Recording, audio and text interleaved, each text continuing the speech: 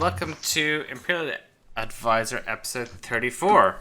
So, we missed last week. I was ill, and then I couldn't do Monday, and then I was sort of ill later on in the week. So we're back, and we're back in a sort of retro mode, back to the Imperial cycle and doing a double pack episode. I know you guys have really missed those.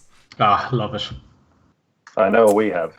Yeah, exactly. There's nothing like 4 hours of talking that to about cards to give you a great night's sleep.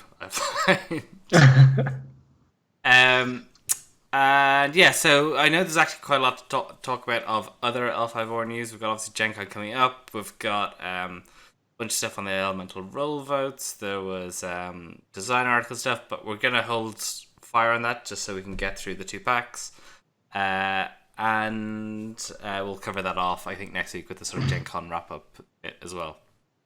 But we did want to do some shout outs to our friend Jack. If you've ever seen Andy commentating, he was Andy's partner in crime at the Cork Kotai and at the Honoured Preview event. He's been working on a game which is up on Kickstarter at the moment, and they're really close to their funding goal. I know it's sort of thing that a lot of our audience would be super interested in. Andy, I know you've been talking about it quite a bit. You know Jack quite well, so can you give a bit of background, a bit of context? Yeah, fire away, Justin. I'll fill in after you. I'll throw up the trailer in the background. Yeah. Okay. So this is a game that Jack designed and has been developing for probably, is it close on 4 years now at this stage? Yeah. Yeah, I mean, so this is a game that has absolutely gone through the ringer in terms of eking out and refining every inch of its design space. It's based on MOBAs, so it's a card game abstraction, really, of the MOBA genre. So, I mean, you'd never be able to make a one-on-one match or a one-on-one or like a highly analogous version for a card game. There's just too much under the hood calculation going on in a game like that. So it takes kind of some of the core elements like lanes, heroes, heroes getting knocked out, heroes leveling up, and like a core or god that you have to kill to win. And it just uses those elements to create a card game. And having been there from the very beginning when Jack started designing it, it's gone through untold iterations. And it's ended up as a hugely polished and really just a fantastic game. I would not be saying this if it wasn't true. It's fantastic, and I love playing the game. It runs because it's based on a MOBA. It uses a draft system for picking your team, or you can select like 3 heroes to make a team, or you can go to the draft and basically draft against another player in making your selection. And the draft is incredible. It offers unbelievable replayability and depth, and it's super fun. I spent an awful lot of my time at Birmingham actually just playing this, because it's just fun. It's just good. So Andy, over to you. Yeah, I was just going to chip in with the plans that they have in Roba for a competitive scene as well. So, like you said, the draft format is super, super good. Lots of variety and lots of ways to play the game. And I think Jack is very much enthusiastic about setting up an organized play scene in Europe, at least, and probably also in the States. So it's definitely a good game to look into. Definitely one to pick up and play. And they're so close now. They're so super close. Jack's trying to get momentum going into Gen Con. He's trying to get the funding goal hit by Gen Con, which is really only I think they've only been going for like 5 or 6 days, and they're only a few % away from their funding goal. So I would encourage everyone who's even an inkling interested in this game, it'll be money well spent, and it's for a good cause. It's for a good designer making a fantastic game. Cool. All right. Absolutely. All of us have already backed it. Yeah. Cool. Yes, definitely. If you're interested, I know we've got a lot of people who are just love card games of all sorts, so it's well worth checking out. If you even want to give it a try, I saw Peter saying there's a version on Tabletop Simulator, so you can give it a try before you put your hard-earned cash behind it. So and you can. Yeah, and you can download and print out essentially the beta version of it. So you can just download it, print it out, and there's a completely playable version that you can try for free before you even put any money down. So, like Jack and Heel Turn, like Jack and Dan, and everybody that's involved have done everything they can to be as transparent and open about what the game is, because they're just confident that the game will sell itself. So it's well worth giving a shot to. Cool. All right. So let's dive into our Void pack, All and Nothing. The 5th of 6 packs in the Elemental Cycle. And let's bring up our first card. We've got Raging Battleground, a Lion Clan province with 4 province strength. It's a Void province, in tune with the pack, and it has reaction after this province is revealed. Choose a non-unique character with no fate on it. Discard that character. Andy, what are your thoughts on Raging Battleground? It poses a lot of interesting questions. It begs the question: could this card be more viable than what has so far, I think, been the gold standard for Lion, which is Shameful Display? And I think there is potential in the future. Now, depending on how FFG want to go with the mechanic of flipping up and down cards or flipping face up, face down cards, this could be something that's really, really terrifying. This could be a really, really good card. I think on its own, it's probably not good enough to displace Shameful Display, but there's a lot of potential there. Cool. Anyone else on Raging Battleground have any sort of thoughts or opinions? Eoin? Void's a super tough slot because let's say you got Seeker of Void. You'd be like, okay, well, I'm going to play Shameful. And then you get a tough choice between, Pilgrimage is amazing and going, ooh, maybe will I play Raging Battleground? One of the problems with it is it hits a non-unique character with no fate, so it's slightly conditional about when it pops up. You'll probably get value out of it when it does, but you're not guaranteed to. So you've always got to be aware of that. It might see some play if they got Seeker of Void. I think it's very difficult to beat out Shameful Display. But it might see some play if they got Seeker of Void. It might. I don't know if it does, though. No, Pilgrimage is still a really rock-solid province. And the Void provinces honestly have the strongest baseline. I mean, they struggle to get rid of them. All right.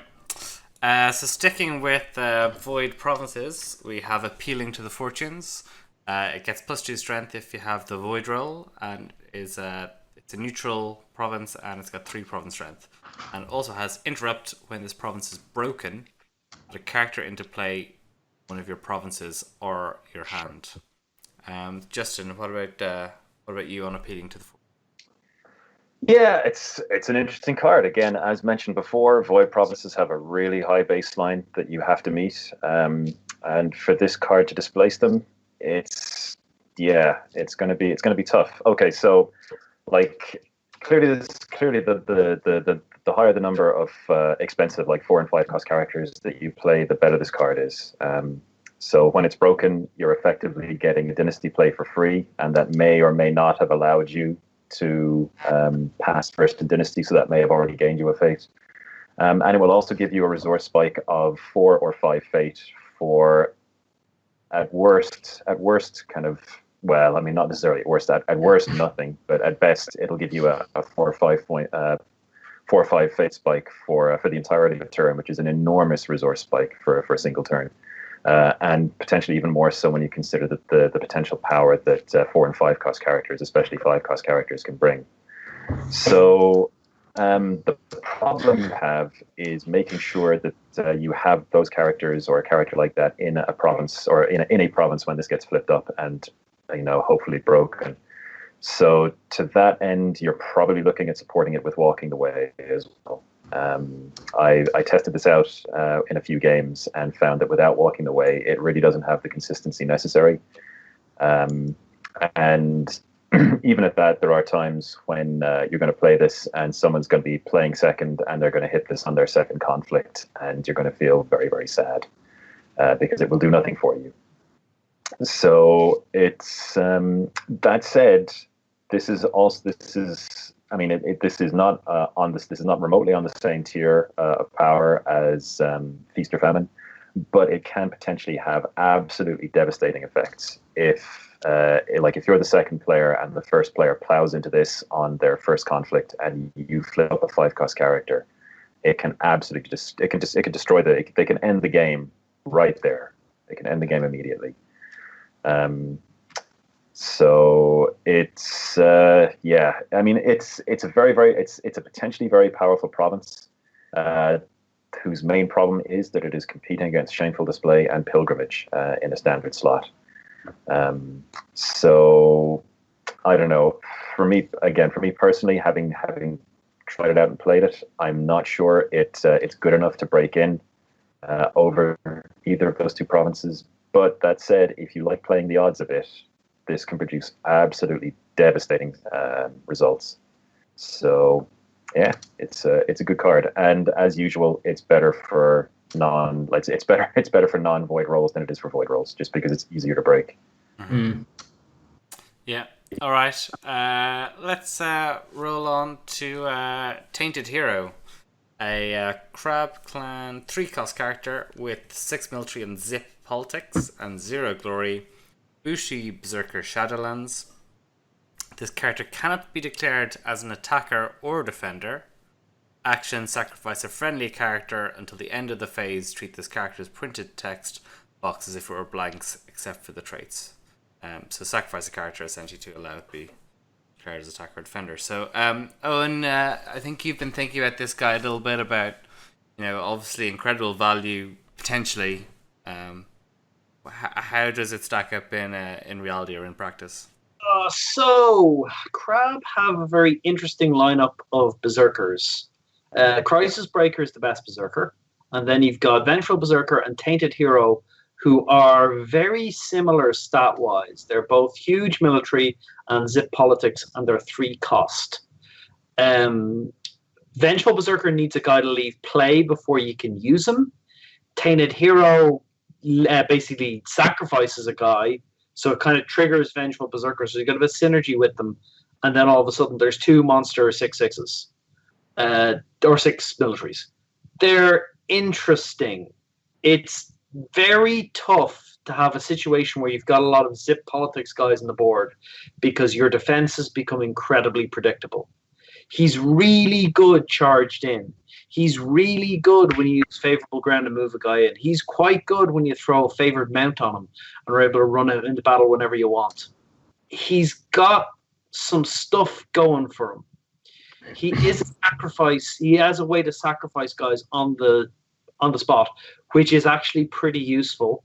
And if you're playing Scorpion Splash, there's a lovely combo where you calling in favors Cloud the Mind. Cloud the Mind of one of your guys onto him, and all of a sudden he's just a 6 military for 3.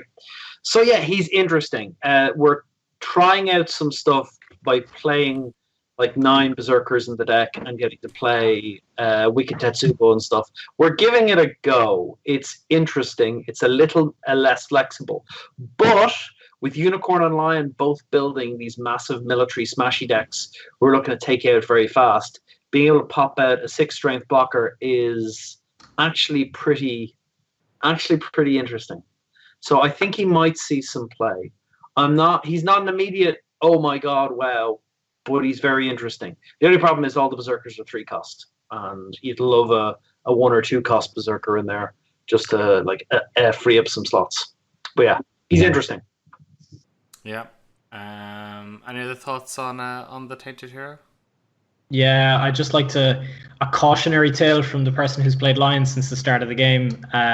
Having very heavily weighted military focus is hopefully you don't get too many more of these cards, because if your balance of your clan personalities goes way more in favor of just having massive military, low politics. It's not fun times. The only thing that gave Lions some sort of out now is Hisumori Toride, in my opinion. And even then, it's like you're so imbalanced. It's so hard to get any momentum and have any pressure on your opponent whatsoever.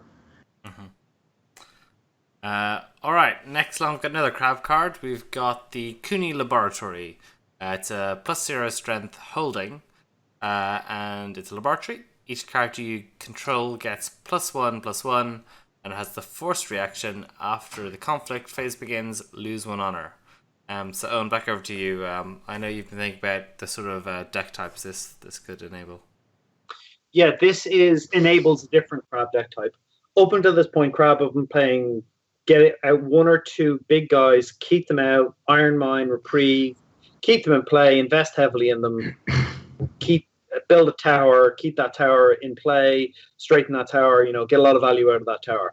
This is the opposite build. This is the this is the weenie go wide, super wide build. And the problem with that build is that crab's weenies are generally understated or just average stats. We don't have any 3-0 or 3-zip guy at all for 1.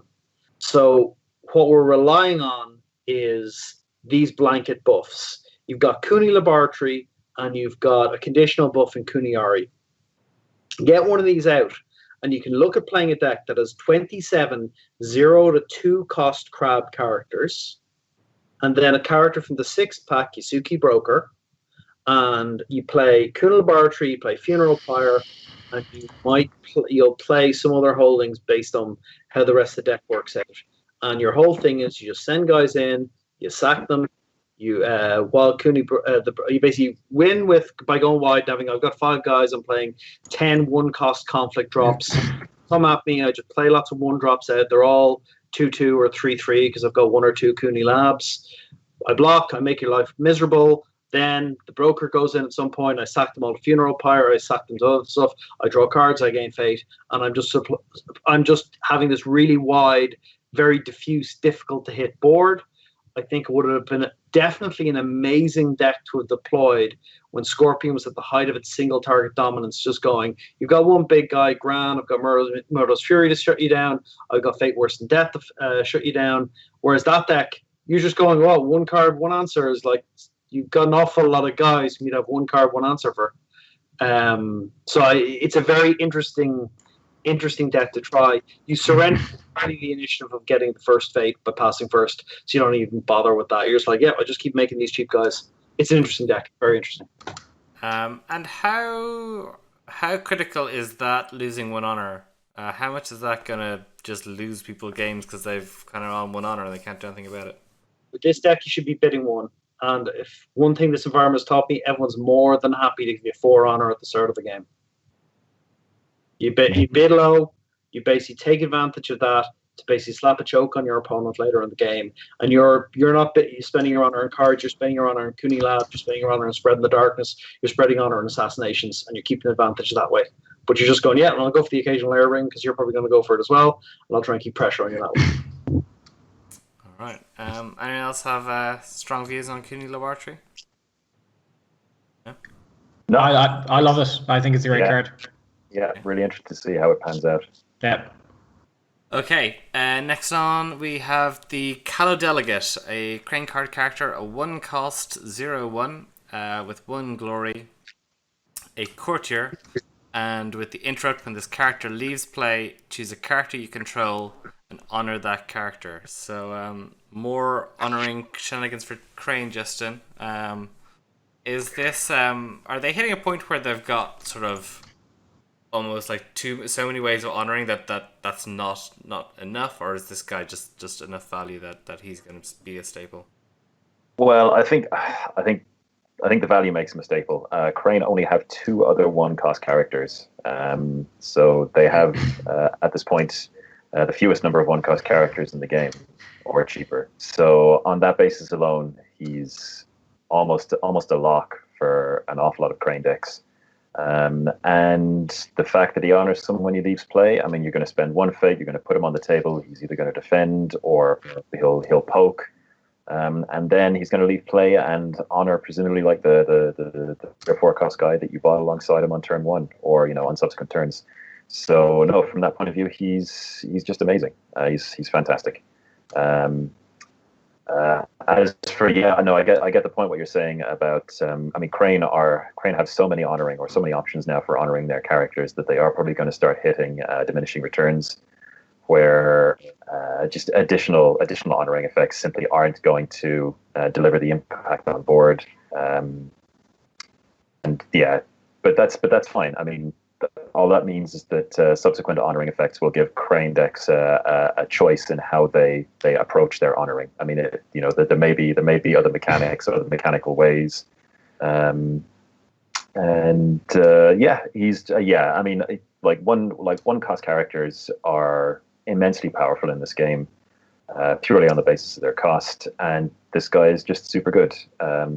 And even in a pinch, like if you are incredibly pushed for honor, he can honor himself. So you can just pay one faith for him, bring him into play.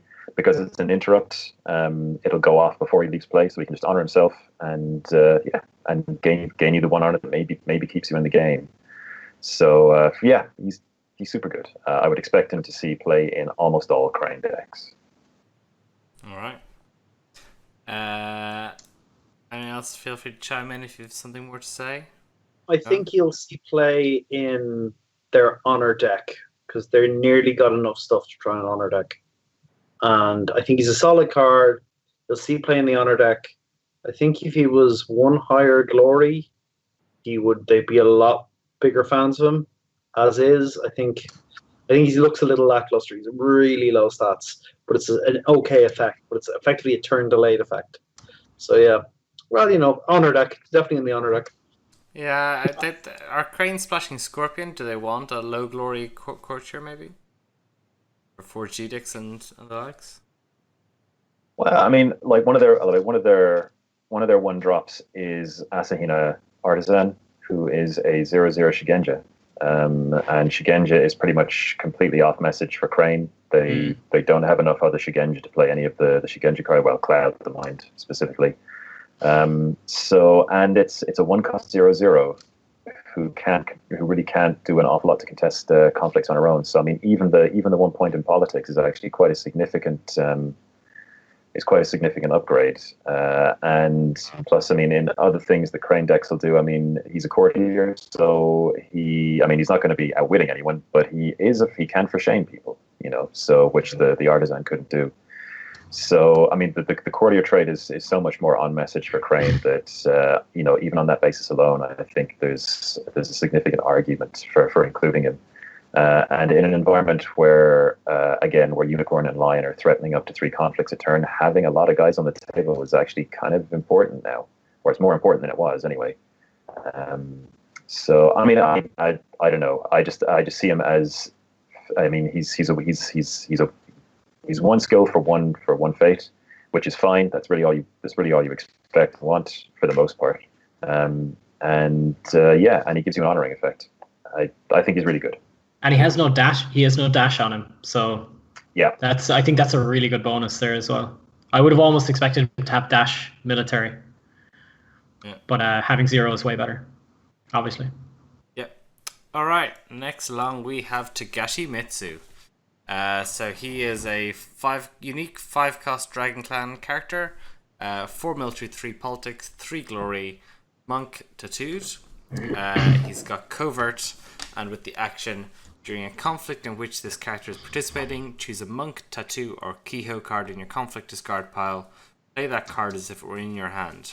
If it's an event, put it on the bottom of your conflict deck instead of into your discard pile after resolving its effects. Maybe just in your, we all know you're a big fan of recursion. What are your thoughts on Takeshi Mitsu? He's a straight lock for the monk deck. So 4/3 covert for 5. Those are fantastic stats to begin with. The 3 glory is significantly more of a downside than it is a positive for Dragon Monk specifically. And in a deck where where an awful lot of other monks have 0 glory or 1 glory. I mean, there are a smattering of other values. He's quite a big target for any dishonoring effect. But that said, yeah, he's recursion. He's recursion, which is amazing. So he's effectively card draw. He can do, he recurs like quite a broad range of characters. So Monk Tattoo or Kehoe, we all know like Hawk Tattoo is bananas, and the fact that you get to recurse that is potentially devastating. He stops people. Yeah, he stops monk decks from decking themselves, which can happen quite a lot. The number of card draw cards, or except cantrip effects you can cram into a monk deck, is pretty intimidating at this stage. So I mean, they're quite low value effects, but you are just cycling a pile of junk and getting through your deck super fast to get to key cards. So yeah, he's pure value. He's amazing. So yeah, I don't know. He's great. Like I kind of wish Baz was here, because Baz would, Baz has way more expertise with Dragon than the rest of us. And Baz, I'm sure, would wax lyrical about Mitsu. But he's a machine. He's good at pretty much everything. I think he's great. I know Neil in Mount Desire in chat is saying he's been insane every time he's played him. 3 glory so good. Although he's saying there's not really a pure monk deck yet. It kind of needs a stronghold to bring it together. Any other thoughts on Mitsu? Eoin, I'm a little disappointed he doesn't put a preposterous number of tokens on himself. Not now. But we make sacrifices when we change edition. I think he's really strong. He's expensive at 5, but he's one of the 5 costers that's worth it. If you've got the right supporting stuff, like he really enables Void Fist in a way that a lot of the other, if everyone was worrying, are we going to be able to do it? This guy he's just value. He's just ways to go, okay, I can play kind of a 2-of card in my deck as sort of a problem solver, and then this guy, play it, solve a problem, and then he's around to just recycle whenever. Like Recursion on Demand is potent. You can get back your monk character, like conflict characters. He can get back to tattoos. He's so flexible. He works on so many different cards. He's a beast. We're going to see a lot of play. And we haven't even talked about the fact he's also just got covert thrown in for extra fun. Well, yeah. Who'd want to get near a guy who's breathing fire all the time? It doesn't strike me as the sort of thing that makes one covert. Well, I mean, there's actually covert, and there's just do not be anywhere near this person covert. It's like this, Cola. It's like you look over there. What happened there? That outpost got set on fire by the crazy dragon man. Did we see anything? We did not.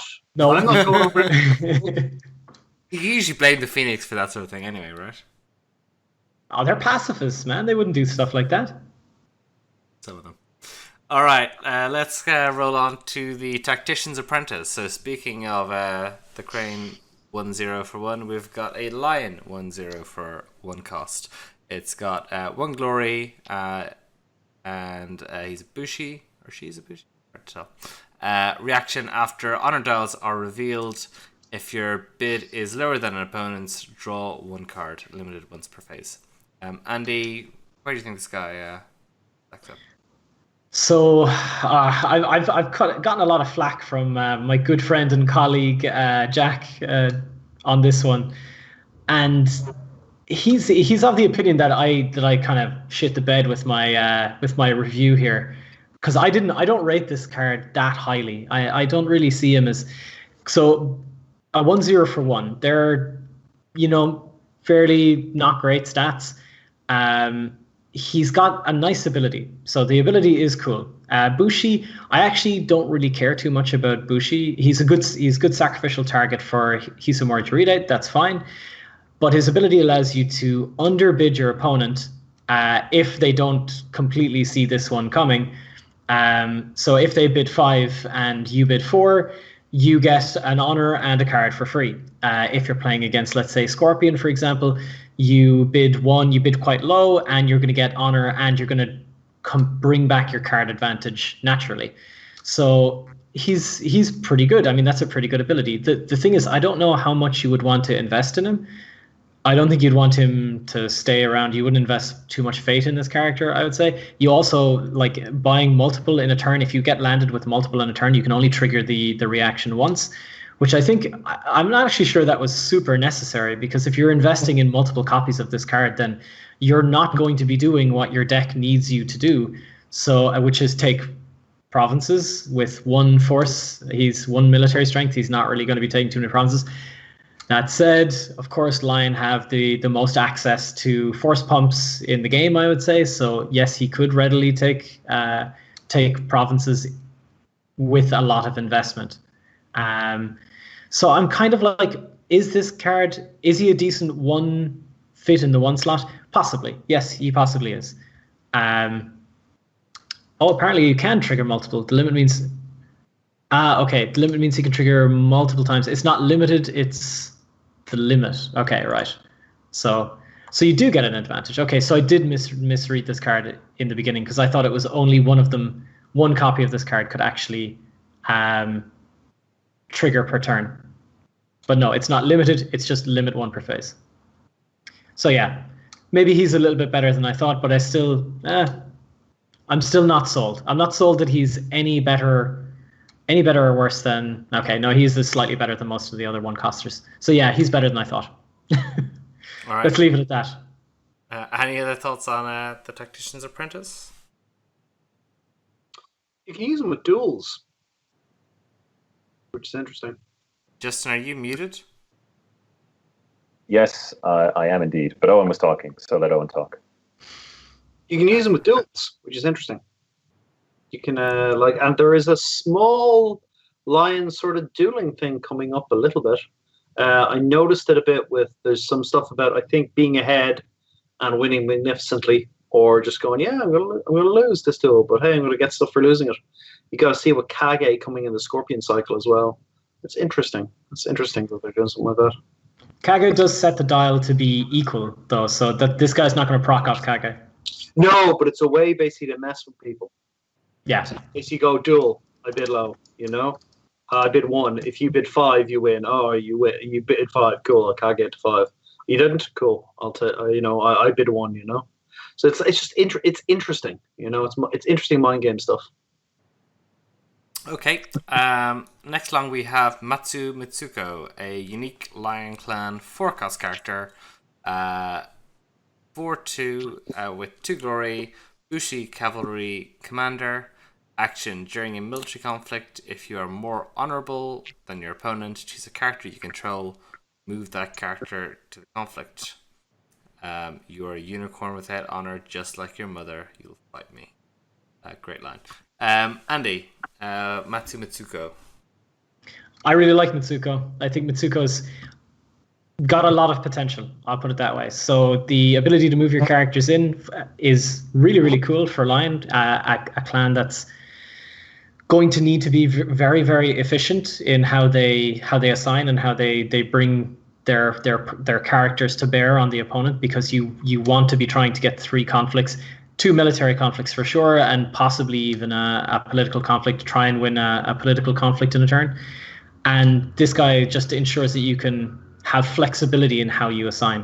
He also, with the cavalry trait, I think he's really interesting, because this means that Lion are maybe just a couple of cards away from being able to really efficiently run something like cavalry reserves, which would also boost their arsenal of cards that recurse cards from the bin, recurse characters from the discard pile.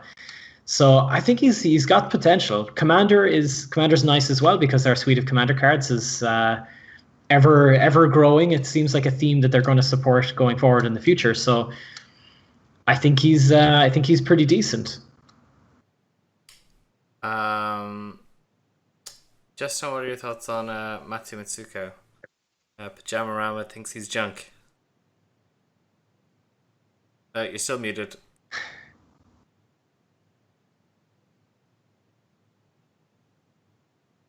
Have we lost him entirely? Oh. No, sorry. I'm back. Sorry, I was just muting. There was some noise. It's I think it's a she. It's Co on the ending of the name. So that's female. So anyway, like 4/2 stats for 4. That's perfectly fine. 2 glory, absolutely grand.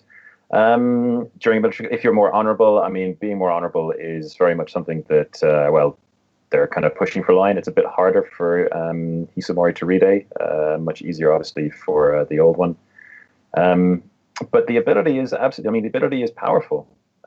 Like moving guys into a conflict is a powerful ability. It gives you the ability to under assign if you want, to force your opponent to make a decision, and then with greater information, you can decide whether you are going to move a guy in or leave a guy at home. So, like it gives you options, it gives you information, it forces your opponent to make a decision which could be potentially devastating to themselves. So yeah, I mean, I don't see anything wrong with the character as she stands. And it's not like there's a huge amount of competition, honestly, in Lion's 4 slot either. You've got Honor General, and after that is, there's really not a huge amount there. So I think she's really good. I like her. I like her. She'd get the thumbs up from me anyway. Cool. Okay, next we have Ethereal Dreamer, a Phoenix Clan 1-cost character with 1/1, 0 glory, a Void Shugenja with reaction. After the conflict begins, choose a ring. Till the end of the phase, this character gets +2/+2 while that ring is being contested. So Justin, 1-cost Void Shugenja, are you a fan? Yeah, she's Phoenix's best character for the entire cycle. Owona has a higher upside and can be potentially more devastating, but Ethereal Dreamer's baseline is so incredibly high that she's just value. So yeah, she's Doom Shugenja for Phoenix, and she completely transforms she completely transforms Phoenix's early game. She gets Phoenix to exert enormous amounts of pressure, where previously Phoenix's 1-drops were really not all that fantastic. At doing that, I mean, you had Solemn Scholar, who is potentially amazing defensively. You have the Naive Student, who's fine. He draws you a card. Like he draws you a card, which is why he's in the deck. Otherwise, kind of fairly unflattering stats, even for a 1-drop. But the Ethereal Dreamer is just amazing. She is absolute pure value. 0 glory is a huge bonus. Thank God we're starting to see Phoenix characters with 0 glory. Yeah, she is super fantastic. Okay. Anyone else on the Ethereal Dreamer? Great card. Just really like, of all the +2/+2 for ring type characters, this one just you don't have to do anything in order for her to be a 3/3. And some of the other ones don't even get like even stats across the board, even boosts across the board. The Ethereal Dreamer is she's the best of all of those characters. Yeah. Okay. I think that's debatable based on context, but she absolutely has the highest floor. Okay, I mean, she's incredible. Yeah. Sticking with Phoenix, we have the Bustling Academy. It's a +1 province strength holding, and it's Academy. Action: if you control a Scholar character, discard a card in a province and refill face up. So potentially pretty disruptive to your opponents. Justin, do you think there is the sort of Scholar base to support this? No, not really. I mean, there are definitely enough Scholar characters now. I think there are now 6 in Phoenix, including conflict characters. You can get 1 via Crane, and you've got Seal of the Phoenix to make conflict characters as well. The design of this card is really, really, really, really interesting. The implications it has for buying things in the dynasty phase, like if you're the first player, you can deny your opponent a key dynasty character. It does mean that you're giving up probably passing fate to do that, but it messes with charge. It destroys holdings. If your opponent has a holding, if they have a Kanjo district, if they have an iron mine, if they have any one of the growing number of really, really nasty holdings in the game, you can use this to just to nuke that holding out of there. So the card the effect is amazing. The opportunity cost is fairly high, There are a number that, like, you would not play all the scholars in a single deck so far, and I'm not sure this card is good enough to justify or warrant playing all the scholars in a single deck. So you're looking at the opportunity cost of this flipping up at the right time, also flipping up a scholar, and also hitting a card you really want to hit. And honest to God, I think the game is just too fast for effects like this at the moment.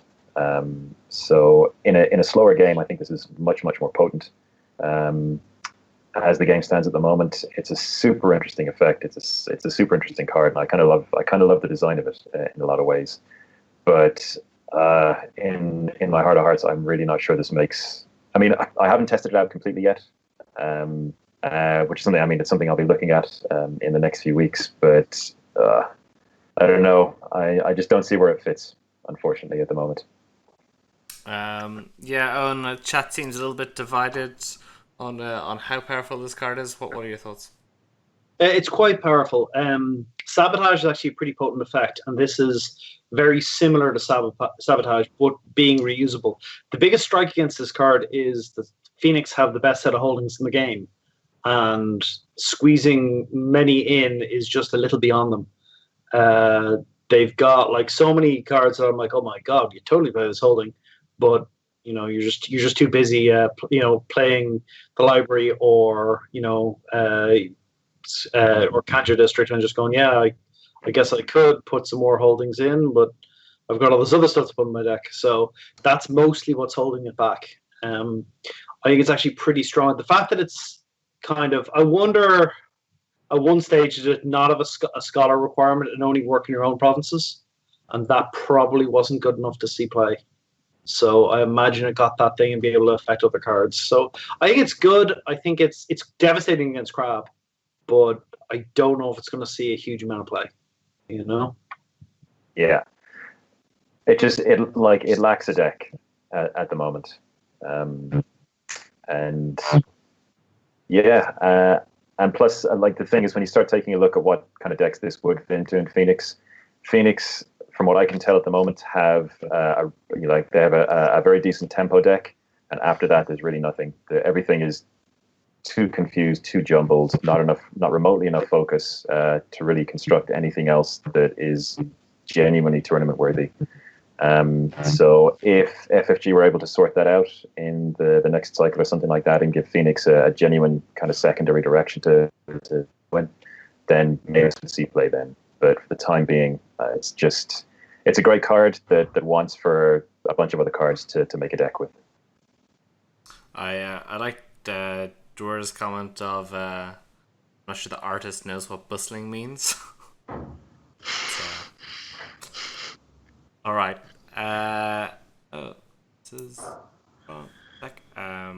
Next up we have Aichi Shahai, and I've lost the card image.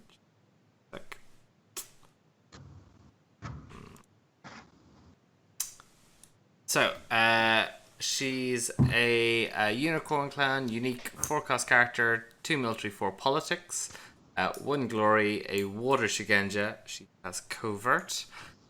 Reduce the cost by 1 to play each Meishodo attachment on this character or a neutral character. So very thematic with her involvement in the story. Andy, in terms of her sort of relative strength, what do you think of Aichi Shahai? I think she's absolutely fantastic. I mean, if you look at the cards that she's going to be buffing or that she's going to be bringing into play for cheap, she's getting the Invocation of Ash, which I wasn't sure about when we first reviewed it, but having looked at it since and thought about it a little bit more, that card is insane. It's super, super good. So getting a free +2/+2 is really nice that you can bounce around. She's going to bring in one of the staple cards for that deck, for the Hisamori Torida deck, after it comes out for Unicorn, which is the next pack, but we'll get there eventually. Force of the River is going to be a big card for them for Unicorn. And I think her being in the 4 slot and a Shigenja and getting it for free, and the fact that she's a 2/4 as well, just super, super great. And the last one, I guess, is Talisman of the Sun is also a Meishodo card. So she's getting free Talisman of the Suns as well. So I think she's a really, really good card for Unicorn. the covert kind of just pushes her another step up there, and yeah, I just don't see a reason. I don't see a reason why they wouldn't play her, because she's better than most of the four costers they have. She's you kind of start to worry a little bit about the cost of the deck. Maybe there's too many 4s and 5s that they want to play. Like, I guess if you're trying to play Alton Saranai and Motojuro, which I'm not sure you really want to be, then that argument kind of goes out the window. She's definitely a lock, I think, and she's better. She is better than most of their 5 costers, actually. She's going to be more influential for the decks that matter in Unicorn. All right. Justin Shahai, are you a fan of the card or the character? Yeah, absolutely. Both. Shahai was an amazing character, and I'm really glad to see that she's this good. Yeah, I mean, 4/2 covert for 4, that's fantastic. 4 political covert is that's going to be hard to deal with for an awful lot of clans, like very, very hard to deal with for an awful lot of clans. And she has economy printed on her, reducing the cost of, I mean, there's a solid chance that Unicorn will be playing 8 cards. I can absolutely see Unicorn playing up to 8 cards that she can reduce the cost on in their decks. Mm-hmm. And the fact is that, you know, it's not a once per turn ability. So potentially, if you've got the cards in hand, you can play out an absolute flurry of cards on her. And the thing is, like, if you're playing out Invocation of Ash on her for free, well, now she's a 4/6. If you're playing Talisman of the Sun, well, now she's a 5/7. And now she's a 5/7 covert. That is a bit of a nightmare. So yeah, I think she's absolutely phenomenal.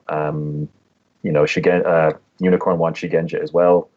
Then they've got a couple of other fantastic little Shigenja, or I mean, they've received the 3-cost guy. Name escapes me at the moment, but they've received some really good quality Shigenja in this set. You know, Shigenja opens up more tricks, gives them consistent access to Cloud.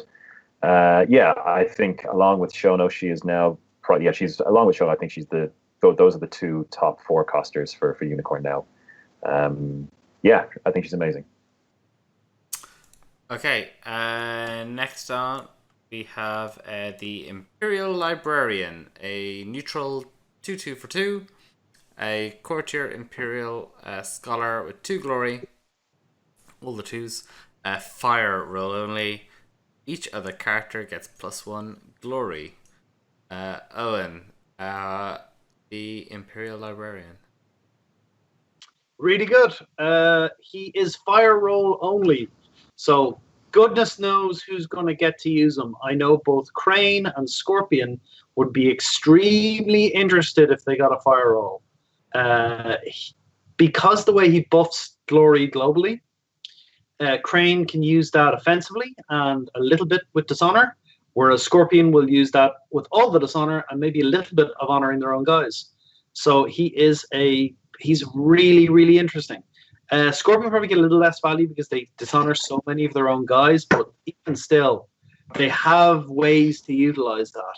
He's very cheap for 2-cost 2/2. He's courtier and he's Imperial and he's a scholar. So he's got a lot of, you know, keywords, some of which are more useful than others, but like scholar, hey, if Phoenix got fire, they'd certainly consider that. Yeah, like he's a really strong card. But it depends on which factions get him. If Crab got a fire roll, would they play Imperial Librarian? Probably not. You know, but he will be there for some clans. Yeah, Justin, is their glory synergy sort of interesting for Phoenix from the old stronghold? Actually, the more I thought about it, the more I thought probably no, he doesn't make it in. I don't know. I think the clan to, like, if Crane got a fire roll, then you better watch out, because this guy could be absolutely devastating in Crane. With the amount of honoring they do, you know, all of a sudden you've got guys who are now 3 glory is now 4 glory, and that he just represents potentially huge value on the board.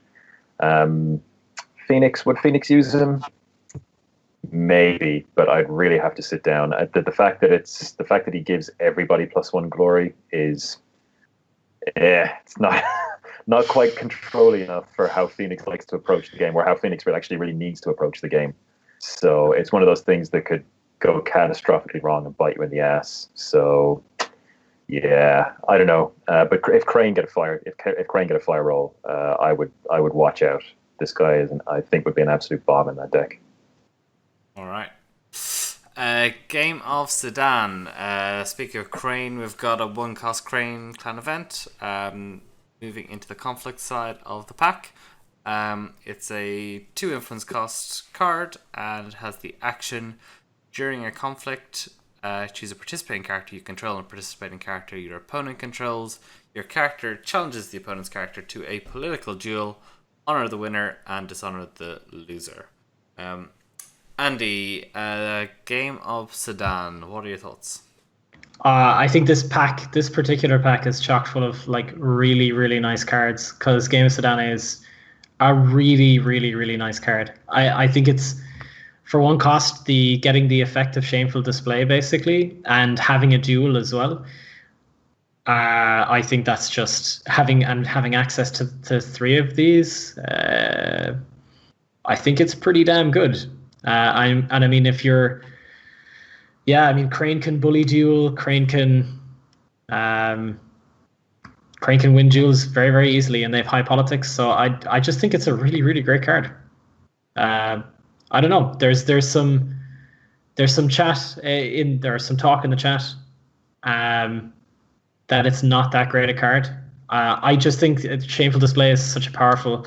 This is essentially Shameful Display, right? The effect is essentially Shameful Display, or have I read this wrong, as I tend to do with cards? Yeah, I think so. Yeah, so I think it's some Crane players trying to talk it down to. It's shameful, but your guy probably needs to be bigger.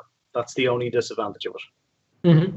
Okay. Well, not necessarily. I mean, there are a number of characters with poor politics scores and high military that are not going to be thrilled to see this. It sets up Noble Sacrifice. It's a dual mechanic, so if a deck does become viable, then yeah, this is a card that probably will see play in that. Doji Blade, like with this and Policy Debate and Doji Blade, there might be a deck there.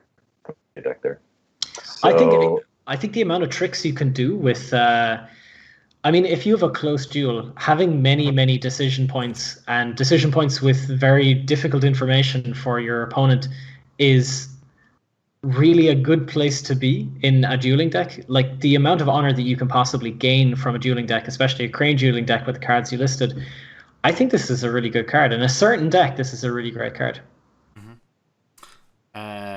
I had him out of Ken is saying he played it last week and it wasn't great. So maybe not quite as good as it looks on paper, but we'll see. We'll see how that plays out. One bit of background I want to mention on this one is we all talked about Policy Debate as being rap battle. Sedane is actually rap battle. It is impromptu criticism back and forth until somebody can't say something, and the other guy wins. So it's literally a rap battle. Okay. Next up, we've got Void Fist. So 0-cost dragon event. It's a Kehoe and has the Void trait, 2 influence, and action. During a conflict, if you've played at least 2 other cards this conflict, choose a participating character with equal or lower military skill than a participating monk character you control. Move the chosen character home and bow it. Justin, the Void Fist. How does this stack against some of the other sort of Kehoes? It's the best Kehoe. It's ridiculous. This card is lunatic, and it's like this is in the I wouldn't say crown. I wouldn't say the crown of Dragon Monk, but in the tiara of Dragon Monk, this is absolutely the crown jewel of tiara. I don't know, whatever. It's amazing. It's absolutely fantastic. It's way easier to trigger this than it appears, and the effect is absolutely devastating. So yeah, you have to have played at least 2 other cards in the conflict, but mantras will also contribute toward that. So if you can get a mantra or 2 off, you can potentially play this as your very first defensive action if you're defending. When you're attacking, you've got cards like Hurricane Punch, which will allow you to both bump up the military skill of your monk and draw another card, which potentially was the next action you need. Super easy to play. It can be recycled with Mitsu. Yeah, it's just like moving a character home and bowing them effectively kills them for the entire turn. It's superb, absolutely superb. One of the best, honest to God, just one of the honest to God best conflict actions in the game, and it's 0 cost, which is what puts it completely over the top. Yeah, amazing. A lot of fans, Baz amongst them in chat. Andy, any other thoughts on Void Fist? I can only echo what Justin was saying. It's a really, really solid card. That effect is just super punishing. It's really easy to get. You can recurse it. I think the Ancient Master is in the last pack, is it? Or was it in one of the previous ones? One of the previous ones. Is one of the previous ones. So the Conflict Monk that gets you Kihos, right? Is that right? I might be talking bullshit. Yeah, we need our dragon. Yeah, no, he does. He does. He gets Kihos of tattoos, I think. Yeah. So I mean, you're going to be seeing these things. You're going to be playing them an awful lot, and yeah, it just looks like Monk has gotten a lot of really cool cards. Hawk Tattoo, between Hawk Tattoo and this, and Mitsu, Monk is becoming the real deal. I would say. Hurricane Punch as well. Yeah. Mm-hmm. And Baz, but one of Baz's points he was making is that a lot of the monks are a little bit on the small side, so getting that equal lower military skill isn't always as trivial as it might seem. Are you in agreement? You just played 2 cards. I'm hoping they did something. Before you played this, you probably play. Did you throw down a katana? Did you play a bonsai? Did you play basically 100-hand slap? Like you should have played something that'll pump your military in there. Like that should be the deck. If you're relying on Void Fist, you should be playing a good chunk of pump cards in there and just pump your guy up and then go up. Yeah, there should be somebody Mitsu's going to be chunky enough. A lot of the monks, I will grant you, are a little bit. They're not that exciting, but getting their stats up ain't that hard with, especially with Dragon. Like they literally have a pump on the box. So as long as you can play 1 or 2 cards down, getting him to the same size as somebody else, like maybe you got a crab guy with a one of the berserkers. Yeah, you won't Void Fist in, but pretty much anyone else is going to sit down and shut up. But wham, out of this battle, back on bowed. You gotta make cool Bruce Lee sounds when you do it. Like, you know what I'm really looking forward to, actually? That was it 8 of the Phoenix, the Phoenix card that you can replace your roll with to get 18 splash in Phoenix? Support of the Phoenix. Yeah. If there's a support of the dragon, I mean, I'm going to be throwing all sorts of keyholes and tattoos and fucking all that kind of stuff in my deck just to see what it feels like. 3 let goes, 3 void fists, 3 hawk tattoos, and some monks to use them with. Maybe. All right. Next, we have the titular card, All and Nothing. A Phoenix Clan 0 cost event. Void spell, 2 influence, interrupt. When you would resolve the Void Ring effect, choose another ring, resolve that effect instead. Draw 1 card. Is what is not. Justin, are you a fan of this titular card, or like me, do you like saying the word titular? I do indeed like saying the word titular. Yeah, the card is good. The card is really interesting. Okay, so this is not a card for tempo decks. Generally, tempo decks are all about board control and pushing board advantage. So when they go for the void ring, they really want to go for the void ring because they are, they're extending control over the board, and they don't want to give it up. So this is a card for decks that really don't care about the void ring, which is mainly Dishonor. Because those decks really enjoy fire, earth, and air, and this allows you to turn the void ring into another one of those. So if your opponent gets the ring you really want to resolve for that turn first, well, you can just turn the void ring into that. If your opponent, or if you really want to resolve one of those rings twice, if you want to go earth twice in turn, well, then go earth for your first ring, and then go void for your second ring, and play this to resolve earth again. So the draw 1 card is really what puts this over the top. Without that, this card would be marginal at best. But the draw one card means that you're really not giving much up for this. And when you start to look at other cards that Phoenix have gotten in this cycle, like Oracle of Stone, you start to see a potential deck there, a deck that just digs and digs and digs and digs, potentially a 3 backhanded complement, presumably. But with Oracle of Stone, you can cycle through your deck really, really fast with all and nothing. Like if you're turning a Void Ring into an Earth Ring, then you're drawing 2 more cards. You can recycle Oracle of Stone, so in a single turn with 2 cards, you can potentially dig 6 cards deeper into your deck. That's an awful lot, considering you've got a deck that is bidding 1. Like if you've got a deck that is bidding 1, being able to dig 6 cards in is enormous, absolutely enormous. So yeah, for non-tempo Phoenix decks, I think this is amazing. Unfortunately, Phoenix non-tempo decks are all pretty terrible, I think, at the moment. So until a non-terrible Phoenix tempo deck or Phoenix non-tempo deck shows up, this will probably be sitting on the bench. But if and when those decks do become viable, this card will be, super, super good in those, I imagine. Super, super good.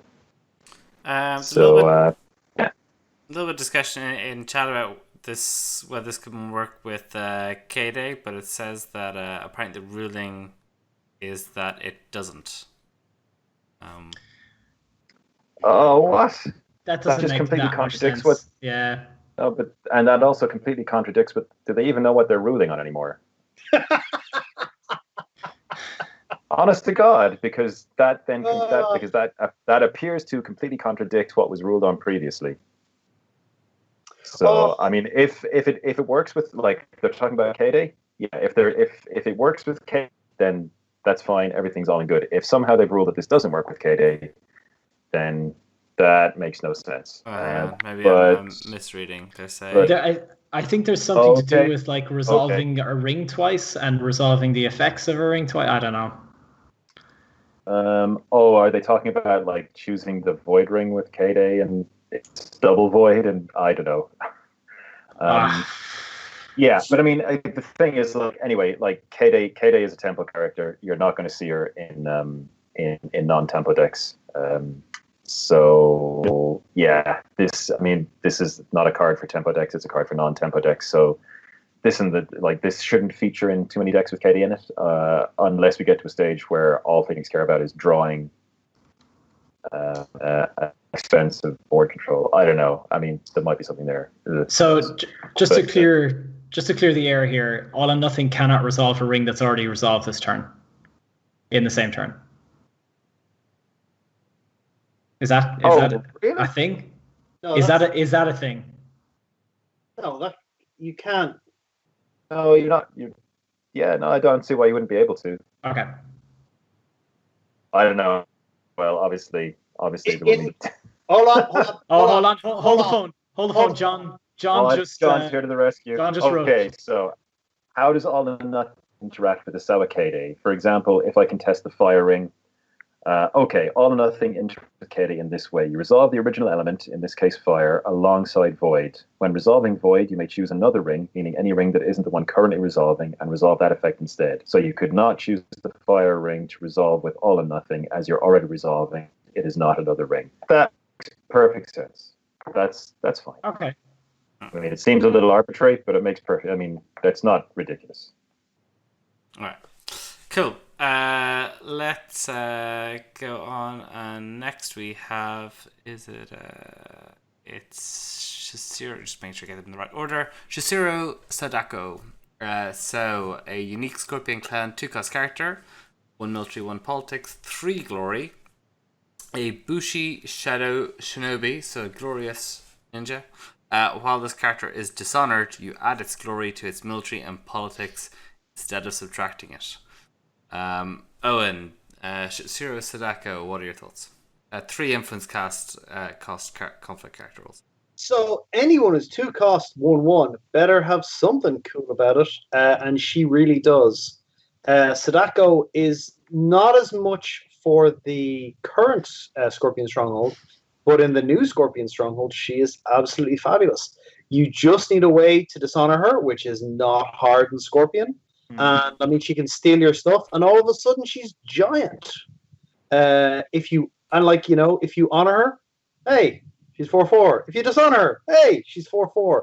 She's really, really, really good. She's unique, which is mostly an advantage now. She is just great value, really, really strong, a consequence free. I'll dishonor her, no problem at all. She's just giant now, like really strong. And like again, like would be great combo with the Imperial librarian, you know. And plays really well off of Kyuden Bayushi. I'm not sure if you mentioned it, but she's a Kyuden Bayushi superstar. Mm-hmm. Yeah. And if you absolutely positively need the Imperial favor, then you can pay 2 Vate, slap her down, and probably just take it, because she's 3 glory. Yeah. Super card. Yeah, amazing. All right. You can shameful displayer as well. Someone saying it's hard to dishonor. You can shameful displayer as well. Yeah. Yeah, that's true. She is immune. You know, your opponent is not going to be thrilled to have her wander into one. So she's fantastic. She's fantastic. Yeah. Next up, we have Mark of Shame, a 2-cost Scorpion Clan attachment, -0 military, -1 politics. It's a condition and it's air roll restricted. Reaction after you play this attachment, dishonor the attached character, then dishonor it again. So we saw a Crane sort of inverse of this. Andy, what are your thoughts on Mark of Shame for Scorpion? One influence. If Crane want to play it. Thank God it is air roll only, because I shudder to think if Scorpion actually had access to this. Turning an honorable character straight into a dishonorable character and giving them -1 politics at the same time. Good Lord, that would be really, really a lot. Thankfully, also, I guess the 2 cost. Fake cost, yeah. Yeah, the 2 fake cost is quite a hindrance. I think Scorpion would much rather be paying their fate for more impactful cards, because I don't think dishonoring is super an issue for Scorpion. Yeah, the thing that annoys me the most about this card, though, is there actually a printed -0 on this card? It is, yeah. There is as a former mathematician, this does not sit well with me, unfortunately.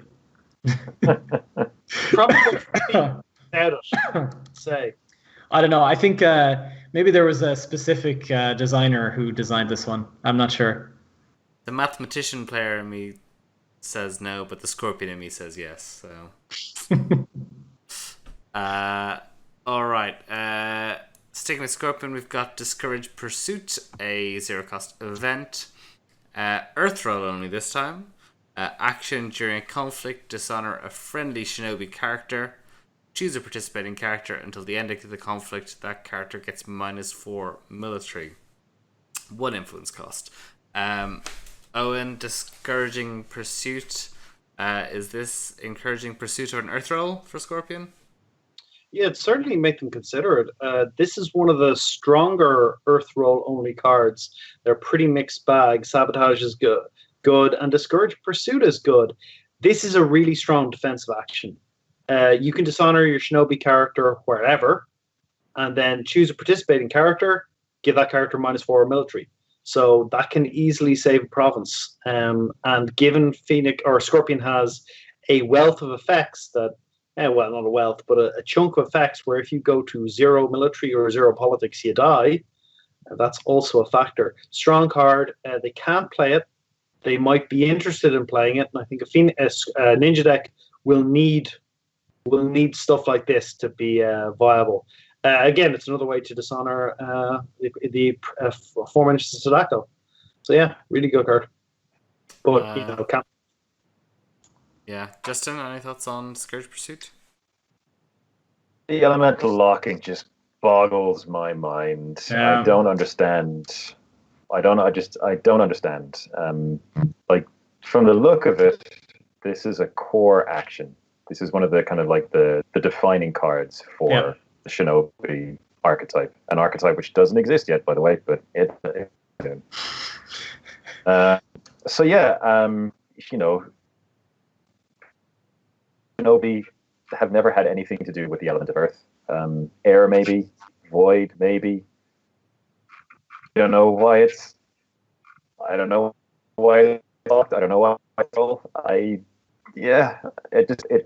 it's one of those cards like, if Scorpion want to play what appears to be a core functional, like a core function card for one of their archetypes, they have to have a specific role. This can't be what role locking is intended for. It just can't. You know, this is dumb. Like, obviously, without getting into the heads of the designers and understanding where they're coming from, it's you know, you can't. I'd be hesitant to condemn this card outright. It boggles my mind. And obviously, maybe next week we might be having a talk about role locking in the wake of Gen Con. But it makes no sense. Like, the card itself, like, if you ignore the earth roll only, the card is really fantastic, super amazing. The earth roll just makes a mockery out of a thing. It's very, very frustrating. Obviously, yeah, like I said, we don't understand what the designers were thinking, but yeah. I mean, Peter Smith in the chat is sort of saying, you know, it's already inherently locked. You know, it's not like Crab are considering this with their earth roll and all their Shinobi characters. Yeah, absolutely. Yeah, I mean, yeah, Pete's absolutely right. Like, it's already locked to Shinobi. It's already locked to Scorpion. And now, I mean, at this point, like, the role locking it's now gating. You're not actually role locking cards, you're gating cards. You cannot card unless, like, I just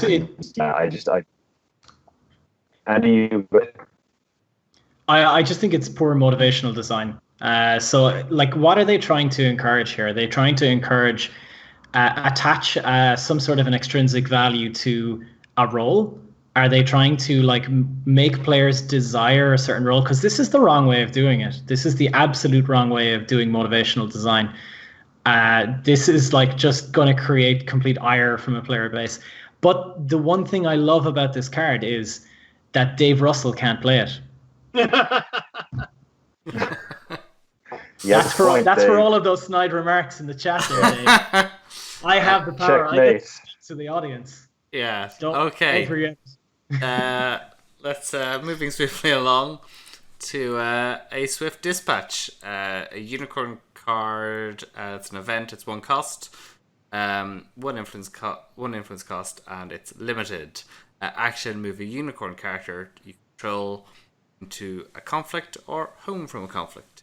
So Eoin, we've seen lots of movement shenanigans from Unicorn, a bit like we discussed with Crane. Are we seeing diminishing returns from that for Unicorn at this stage, or is this card just good enough?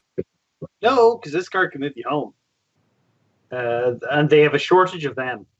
And also with the new Stronghold, they don't have that Stronghold action anymore, so they might be more interested. This is a limited card. I'm not sure why, but sure. And I think is this like the third or fourth limited card? There have not been a lot of them. It's Doom Shigenja. Banzai and No, Banzai isn't limited.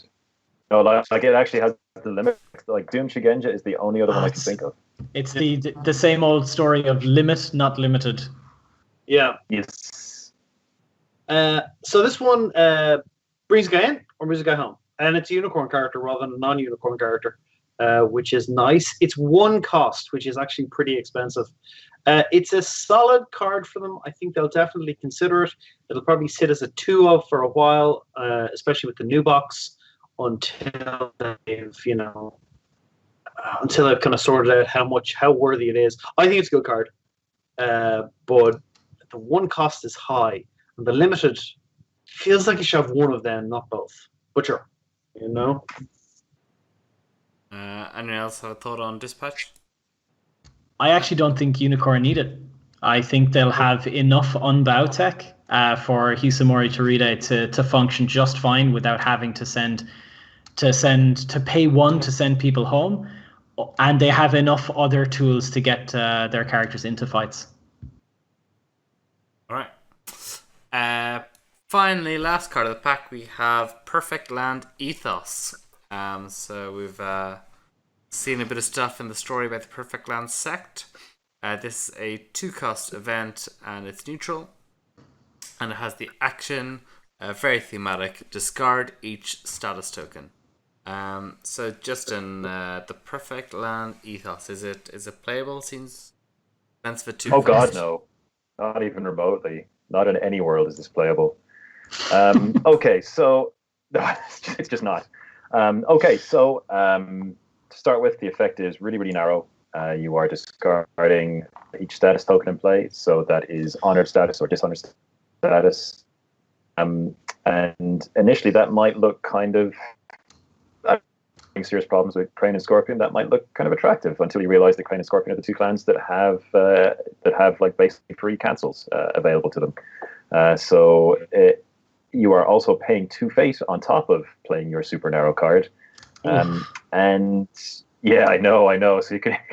So if you like, so yeah, in whatever hypothetical world this gets played, if you run up against a Crane or Scorpion player who really doesn't want you to remove all the work they put in on the board, they'll just cancel your 2 fate, your 2 fate card on top of everything else and make you even more miserable.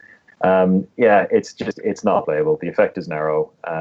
Like neither of the clans that are badly affected by this, which would be Crane or Scorpion, are going to play this because it ruins all their hard work. And the cost, the penalty for having this cancelled against the 2 clans that do have in-clan basically free event cancel is so severe that it's just not playable. Why would they even cancel it? I mean, though? thematically. No, yeah, I mean, there are opportunity costs on opportunity costs with this card. Thematically, it's super, super fantastic. I mean, discarding all status tokens, returning undoing the Celestial Order, returning everyone to, or setting everyone on an equal basis. It's like the antithesis of of a feudal society. So from that point of view, thematically, absolutely fantastic. Mechanically, a complete disaster. Will never see play, I don't think. Right. And nice art in tune with the that thematic. Bit of a shame. Okay, so that's wraps up the pack. All or nothing. Winners and losers from the pack. Highlight cards. Maybe let's go around. Eoin, for you, which clan is the winner from All or Nothing? I think Cooney Labs good enough to consider Crab to have done quite well out of this. Phoenix got some nice stuff. Great 1-cost character. Very interesting holding. An interesting event. Scorpion got a 1 card they'd like to play but can't. Another card they're going to play a fair amount of. Crane got the Game of Sedane, which is solid. Like, I think everyone did okay out of this one. Oh, Dragon and a slam dunk. Absolutely. Mitsu and bloody Void Fist. Yeah. Void Fist and yeah. But yeah, I mean, this was a really good pack. Like basically everybody. I mean, admittedly, Scorpion get good cards for the future, but almost everybody else got at least something pretty. Yeah, and yeah, I mean, it's just a good pack.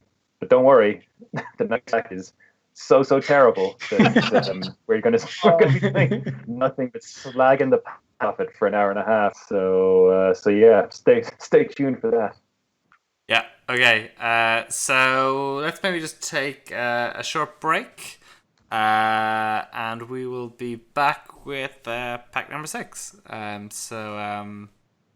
stay tuned.